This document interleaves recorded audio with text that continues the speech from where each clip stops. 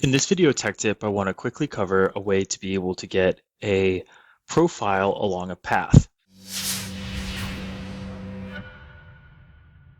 Two most common commands for this are the sweep command and the centerline loft command. Sweeps, you may only need one sketch if your profile is circular.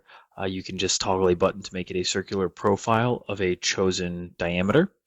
But for most sweeps, lots of people want their own profiles. So we can select a closed contour sketch and sweep it along a path.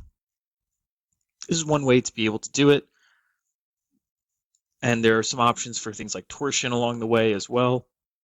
And so this is fairly common.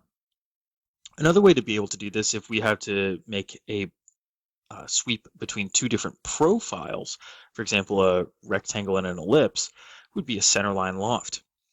We can use the centerline parameters and choose the number of sections that are created along the path to get the loft between these entities. And something that's really interesting about this too is that the centerline does not actually have to intersect the sketches to be able to create that.